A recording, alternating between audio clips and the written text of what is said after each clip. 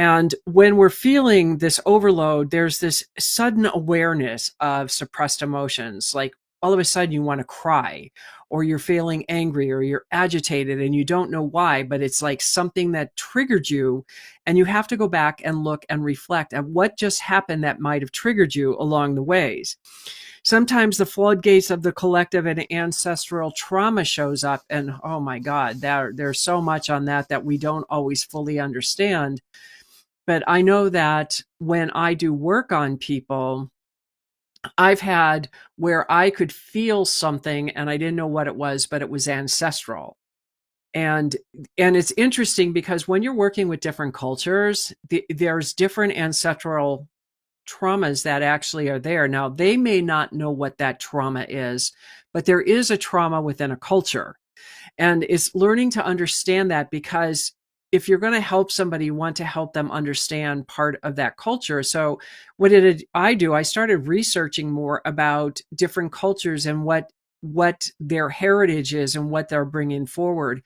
Because I also had to understand what was happening inside of me, because I didn't always understand it. It's like, well, this is so ancient feeling. And you know when something feels ancient because it doesn't make sense where you are today in the moment. There's something old about it. Hello, everyone, and welcome to the Journey of an Awakening Spirit. This is Kathleen Flanagan, your host, and we're streaming on the Bold Brave TV network. This space was created to remind you that you are not alone. And no matter what your past looks like or what you're facing today, you hold the power to shift your life. We've all awakened through pain, loss, betrayal, loneliness, frustration, and hopelessness. But your story doesn't end there. This show is about turning those dark nights into dawn. It's about rediscovering the truth of who you are beneath the pressure, performance, and expectations. Maybe you've achieved success, but deep down still feel isolated, angry, and even like giving up. You long to be seen, not for the titles or accolades, but for your truth. You want to be known and celebrated for the real you, not the version of yourself that's been performing just to survive. Perhaps you sat quietly listening to what sets your soul on fire, only to be met with fear, guilt, shame, or frustration. You try to push through, but old stories whisper, you're not enough. And just like that, you freeze. You've read the books, gone to the workshops, implemented strategies, but something still feels off. That cycle of hope, followed by disappointment, keeps repeating. And the voice inside says, maybe this is all there is. But it's not. As a certified transformational coach and the creator of the Soul Journey program, I help you reconnect with your authentic self and align with your soul vision. I give you the books to remember who you really are, powerful, worthy, and whole. Each week on this show, we begin with the sacred sounds of tuning forks to bring in the energies of joy, love, and balance, setting the tone for the deep healing and soulful conversations. So let's begin.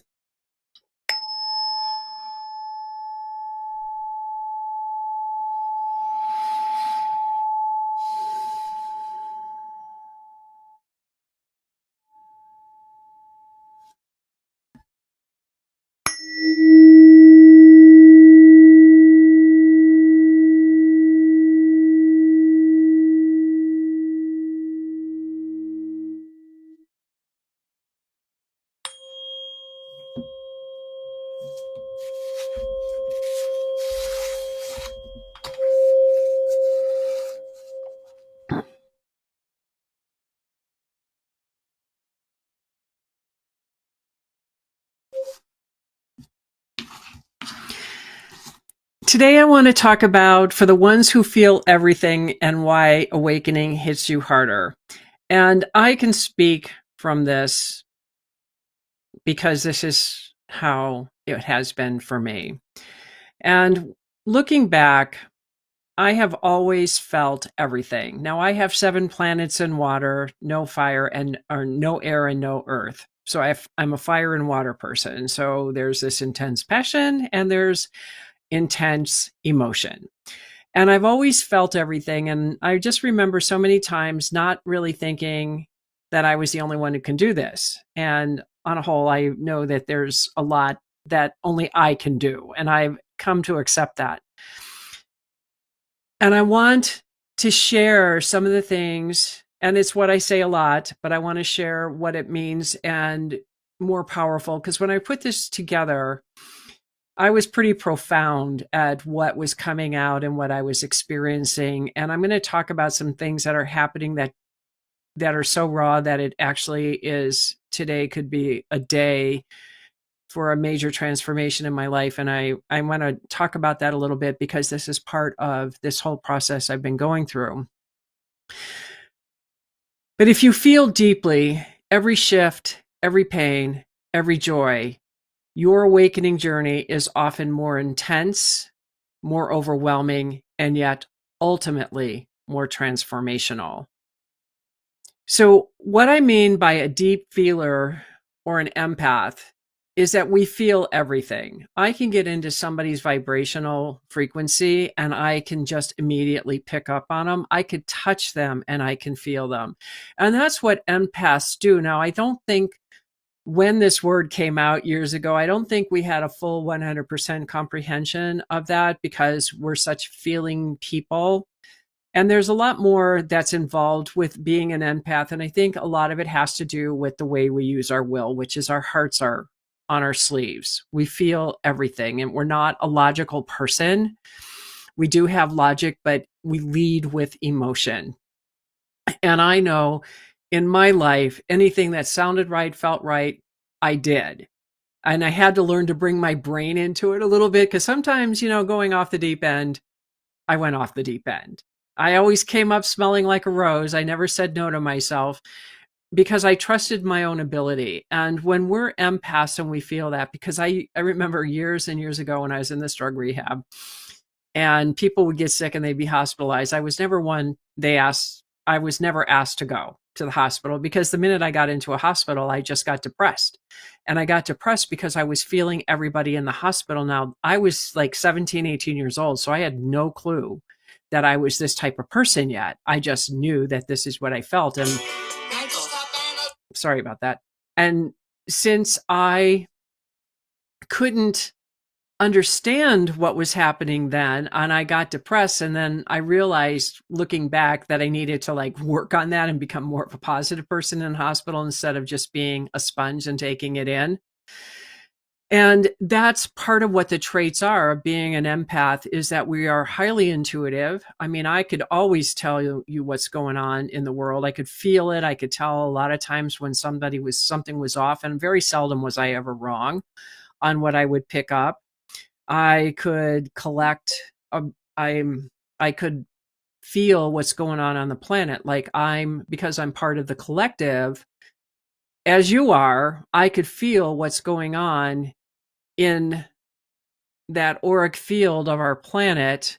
And I'm going to talk a little bit more in depth on that a little bit later down the road. And you're also deeply impacted by the inner and outer energy shifts. And boy, I can tell you that for sure. I always know. And in this past weekend, I mean, I've been very quiet, and I'm going to go into this a little bit more too. But part of what we do is, when we're feeling everything, it isn't necessarily a weakness, it's sacred sensitivity. Now, I never really looked at it that way until I put this together for today's show. And one example would be, small situations feeling massive during an awakening. Now, I always can tell that if I get agitated all of a sudden and I'm kind of losing my mind, it's like, okay, stop, sit down and breathe and just feel the energy shift. I can feel shifts. I can be in higher vibrational frequencies and know I'm there, but not be consciously fully aware of it at the time. But I know that I'm there. And I'm so aware, because a lot of people, I mean, if you change something in my house, I know it the minute I walk in a room. And my former partner used to say, how do you know how to do that? It's like the minute I walk in the room, I could tell you if something was moved. And he said, you're like a cat, because cats are that sensitive. They know when something's moved in their environment and they go and research it. I do the same exact thing. But here's a little quote that I want to share with you so you can understand and feel good about this, is that when you feel everything, your soul doesn't whisper, it roars for your attention. And that's how it feels when I'm experiencing shifts that are going on. And in this over the weekend, and I'm going to talk about this when we come back from break, but over the weekend and in the last month, because in the last month I went to Kansas and I went to Texas for a couple of seminars, and then I decided to do that Mediterranean diet. And there were just so many changes that happened, and looking at wanting to get back into like a deeper alignment with myself because so much had come up and what I was feeling and experiencing. And then I started like leveling out, like it was feeling good. You know, spring is here. We've had beautiful days. I've been outside just absorbing everything. And then over the weekend, I got hammered again, where Saturday it was like this intense feeling that massive changes are coming.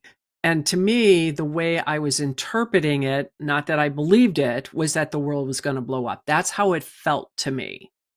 But I knew that was ridiculous, and it wasn't about the world, that this was something about me. And I kept going back to my neighbor who lives behind us, who just moved away.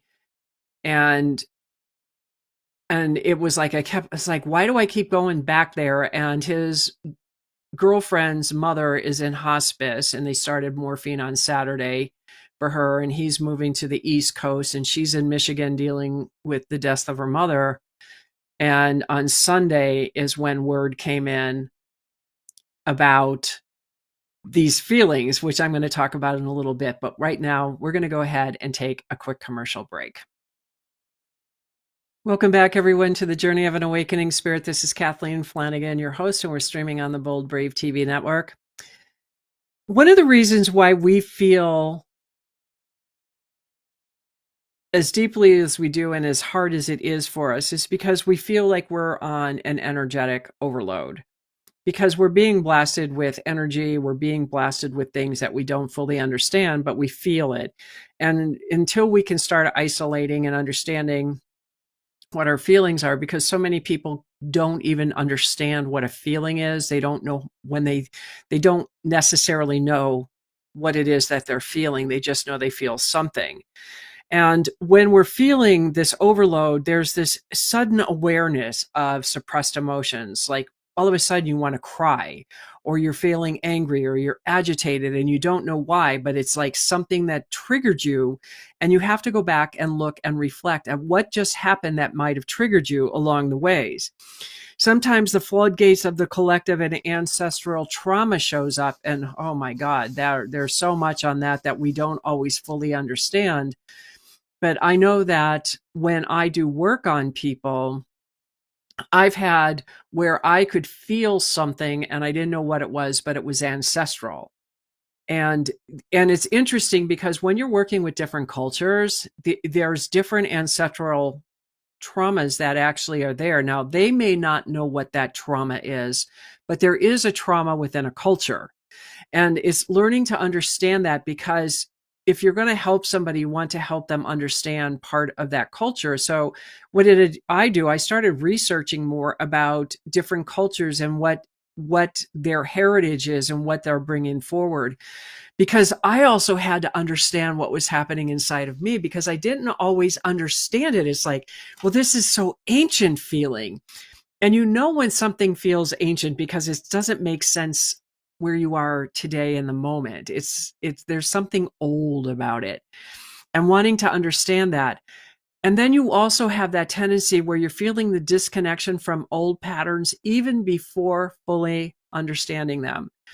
And I'm going to talk about a few more things, and then I'm going to bring all of this that I'm talking about together, because I go through this all the time. And it's easier, but it doesn't mean I understand it every time. You always have to stop and reflect. So part of the stages of the awakening for sensitive souls is that, first of all, they're in shock. Then they can go into confusion. There's emotional purging. And then there's the rebirth. there's also a loneliness factor that we feel, and we isolate ourselves during the awakening. And I have been in isolation for the last month. And I understand even more so now because I've been getting insights as it goes through this. And the one and I'll talk about this in a minute. So in my isolation, I was looking at wanting to feel like that the places that I had gone, I'm in alignment with the hosts of these organizations, but I'm not really feeling like I'm in alignment with the group of people that I was in the room with. It's not right, wrong, good, or bad. It's just an observation that I observed. I understand why I did what I did, why I went. I knew that when I talked to my coach last week or the week before, he said, "Were you out of alignment? Are you in your head?" I said, "No, I wasn't in my head. It was an observation that I was feeling." Okay, so now I finally get on the other side. I'm dealing with my body making the changes with this new diet, eating a little bit differently, feeling really good on the inside, but still having that some of that angst of, I'm changing my body, which is a good thing because I'm bringing a higher energy field, because I kept feeling that I wasn't assimilating my food, which when your digestive tract is off, it's because you're not assimilating the knowledge coming in. And I felt like there was a lot of that going on. So I felt good on the inside, but on the outside, the ego is just being miserable, like, and my stomach would hurt and I would feel like I wanted to throw up half the time. There was just things of making adjustments. And I know that my biome was being challenged because I was eating things differently, but I noticed I didn't have heartburn and I wasn't gassy, and I wasn't, what was the other thing that went on? I was sleeping better. I had no cravings. I mean, there were a lot of good things that were happening, but it didn't make it easier. So over the weekend, when I was telling you about my neighbor, trying to understand what was going on and just feeling this, and I thought, okay, I'm just going to be with whatever this emotion is, and I'm going to ask and try to understand what is coming in, but I didn't think it was bad. I thought it was a really good thing I could feel, even though it was going to be a life-changing event for me. So Sunday afternoon, I go in to do something. I open up my computer and there's this text message that runs across the monitor and tells me that my father is in the hospital. He's not eating. He's not drinking. He's been on dialysis. They removed fluid from his lungs and his abdomen. He's fell 4 times. He's agitated. He's, being what my father usually is. And it was kind of shocking. And my sister said that she was going to put him in hospice. So that all started to come out, and there was this floodgate of emotions that I did not expect to come up. Not one bit. So I had to process what I was feeling in that moment. So I did, because I'm not going to California and I'm not going to go to a funeral, even though I was told this morning there's not going to be a funeral. I didn't respond to anything. I get a text message through Instagram from my sister because she doesn't know if she had my right phone number for the text because I didn't respond or call. And I basically said, thank you for telling me. And I won't be in California and I won't go to a funeral because I'm not going to subject myself to what you guys did when my mother passed. I don't need to relive that kind of hate. And I thanked him because my siblings had no intentions of telling me that my mother was in hospice and she was dying. They had no intentions of telling me. That was my niece who told me. So then, I get the text message this morning that my father may pass today. So that was what I had to process. And the other thing that started coming up with all of this too was the cords that our parents have in us. When my mother died, my whole life changed. everything changed in my life when my mother died, because I didn't realize how tightly she held on to me and how tightly felt like I couldn't move forward in my life. And 2 weeks ago, I had a dream with my father, which was the typical dream I always have with this icky thing that he does.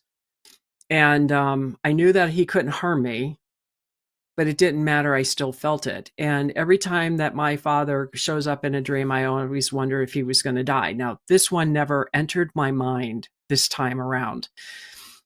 And yet, this is the time that he's probably going to pass, because he's comatose at this point. I mean, the morphine is high in the hospice. So, anyways, with all of this, I was looking at, because I've told you about the anthology book, the chapter that I wrote of what changed, that transformed my life. And it was from my father and my mother when I was 11 years old. And when my mother passed, I had realized the role my mother played in that event, or her lack thereof, I should say. And when I asked her about it, she just flailed her hands and said, well, there was so much, because she didn't do anything to protect her children ever. And she died not too long after that. So I knew that I had to forgive her at that point. And so when I was doing this, writing the chapter and going really deeper, I discovered even more things about that event that I hadn't remembered and emotionally dealt with, and understanding the role that this played in my life and why it played, and coming back to that person that I was when I was 11 years old. And it was a journey, and it was the journey that I had to take to get here. And so I just found it really interesting that I have come to peace with this on so many other levels. And then here's my father getting ready to pass. Now he's 91, soon to be 92. He's had a life, and it wasn't a good one, but he had a life. He chose not to change. He chose to alienate his family. And I think partly there's not going to be a funeral because my father really treated people very, very badly, and he did nothing to change any of that. I did 2 nights ago, wished him well.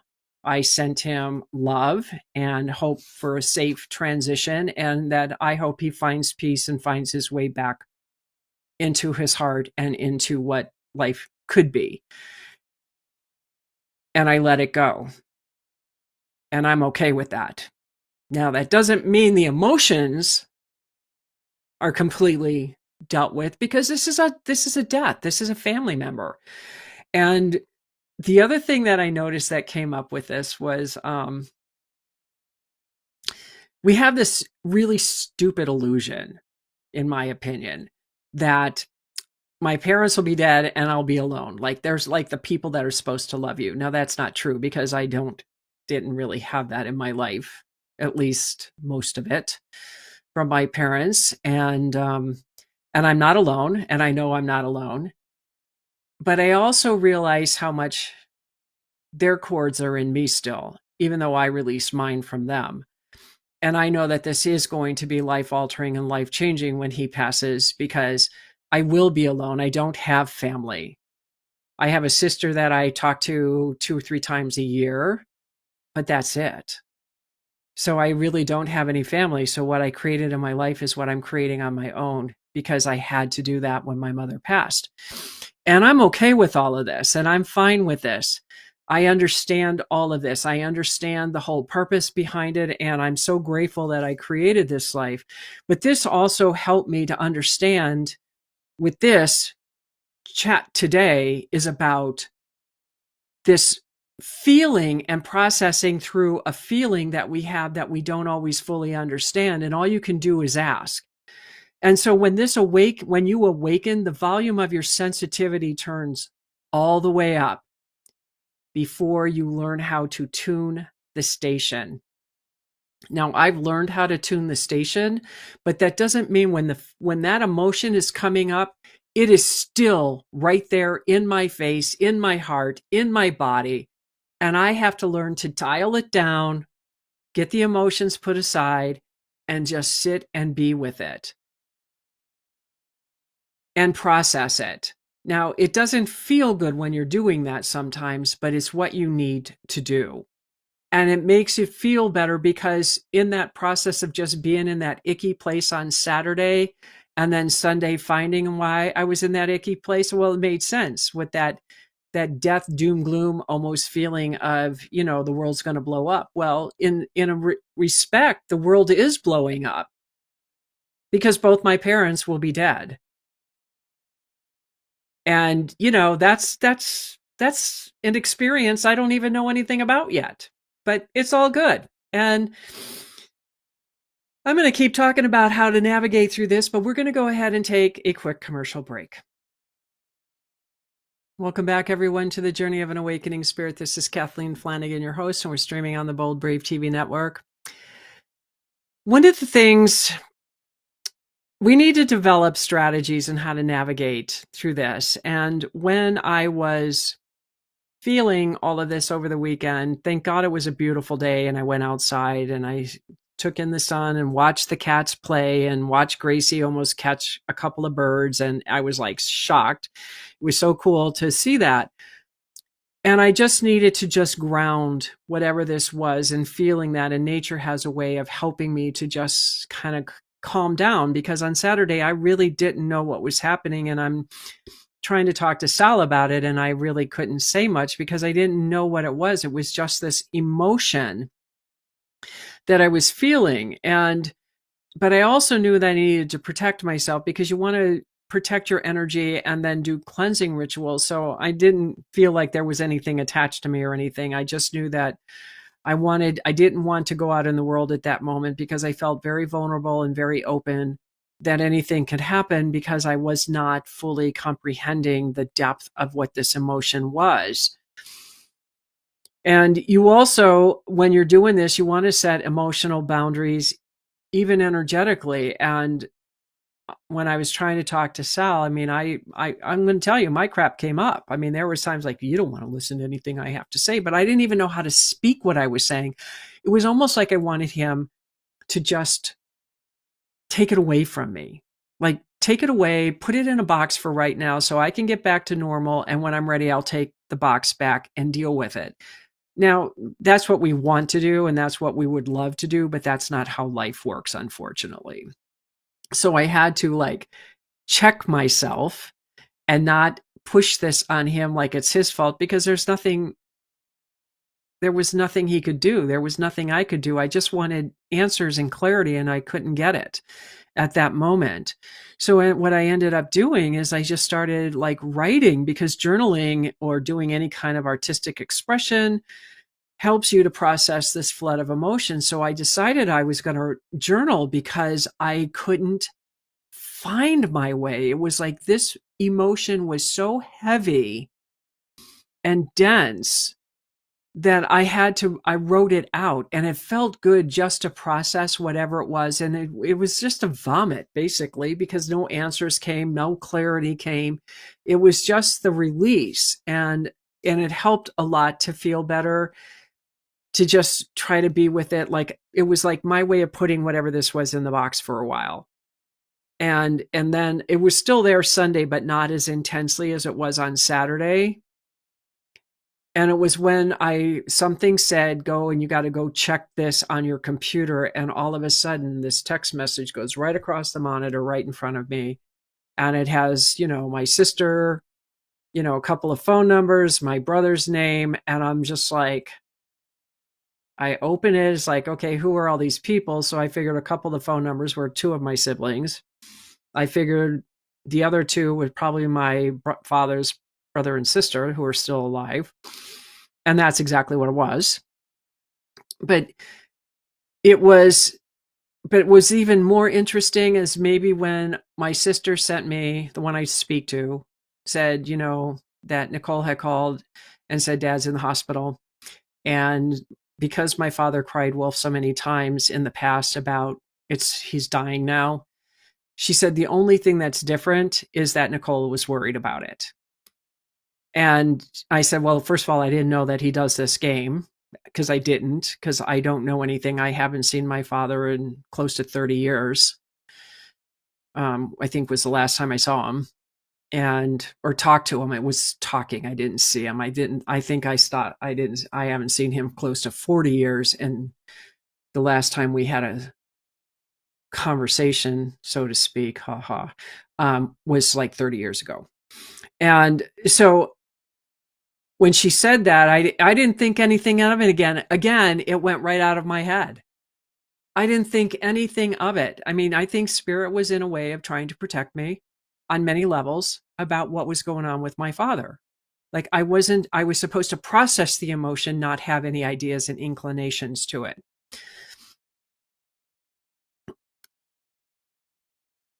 And the other thing that came out of this when I was putting this show together was I needed to have self-compassion over the judgment, and that compassion was towards myself. Okay.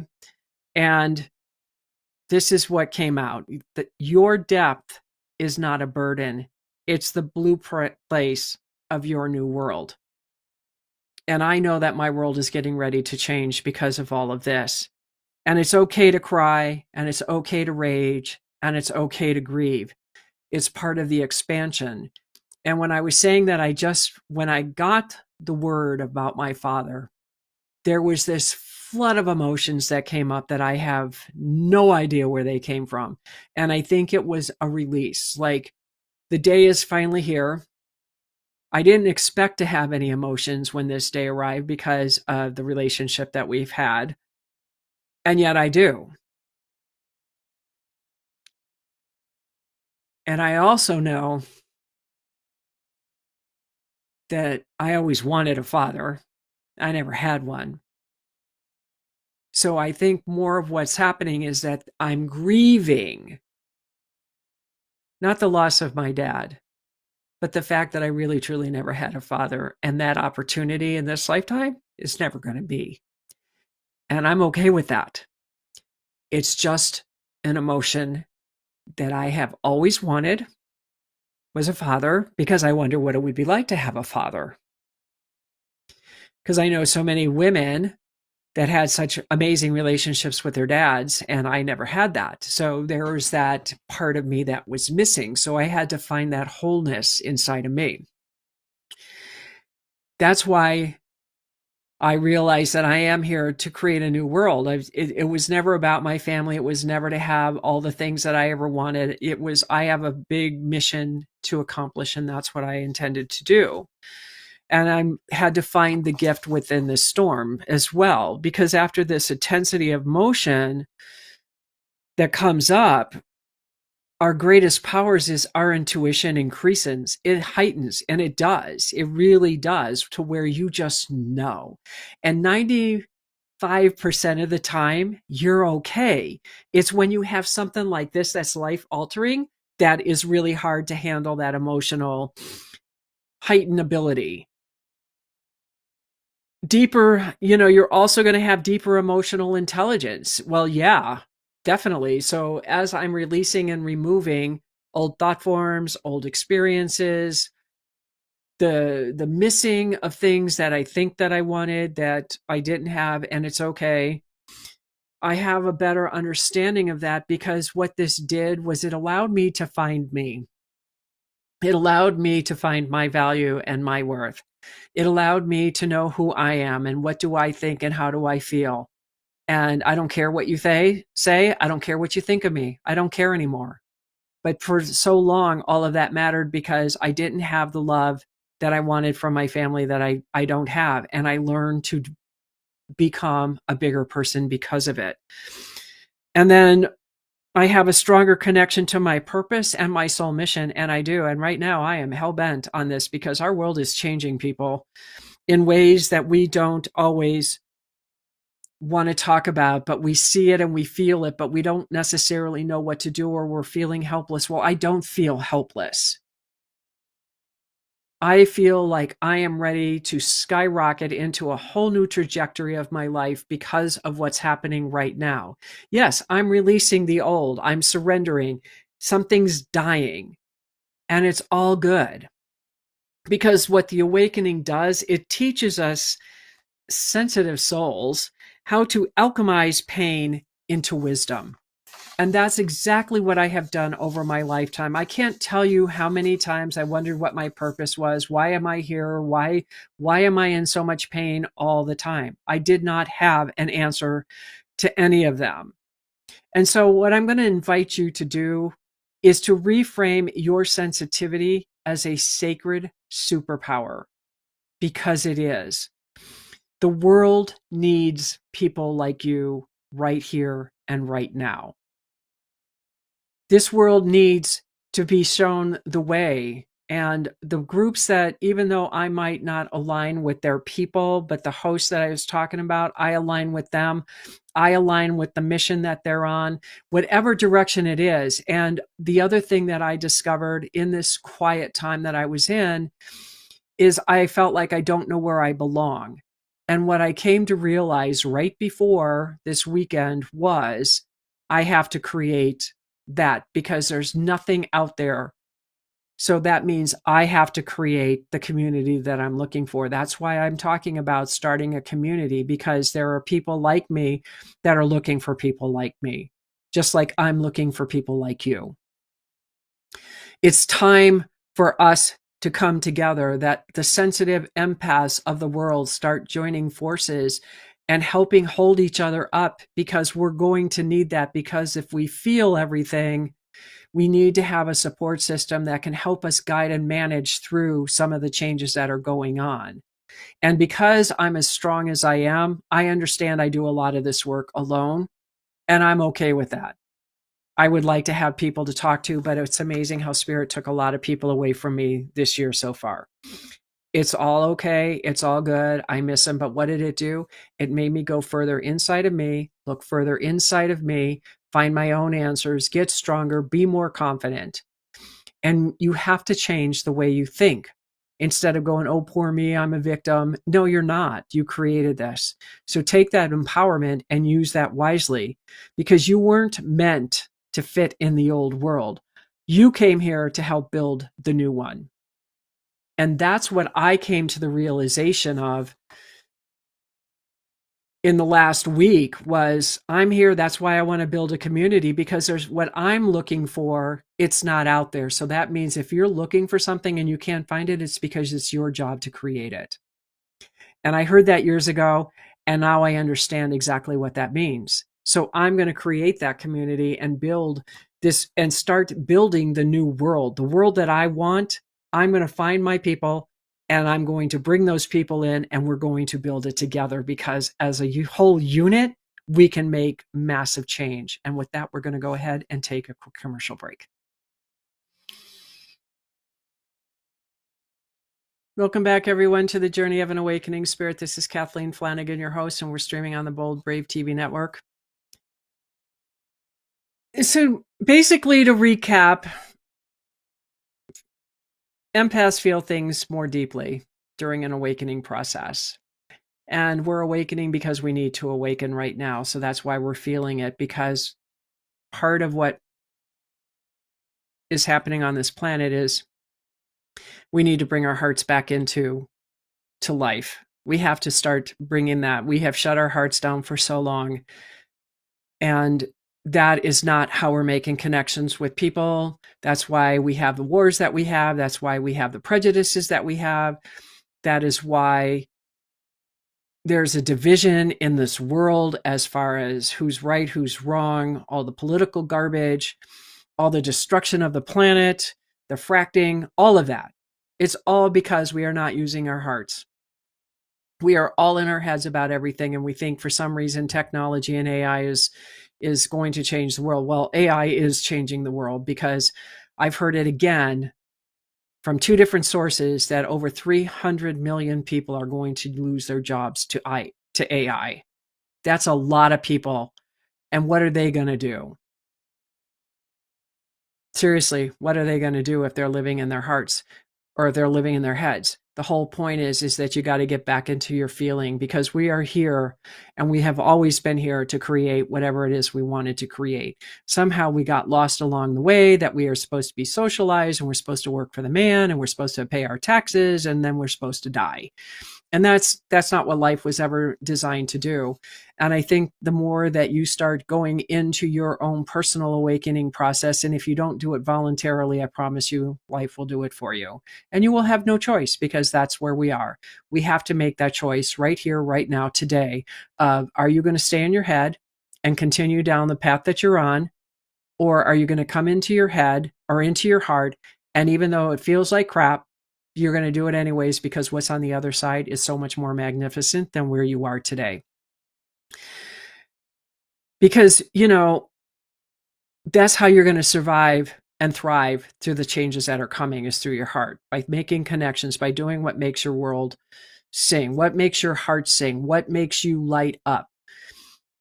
So when they're saying that the economy's starting to tank, businesses are suffering, all of that, okay, I get that. But you know what? That's the world around me. That's not my world, because my world that I create is up here in my head. I know what I want. I'm seeing what I want, and I believe that I can have what I want, and I'm working towards that.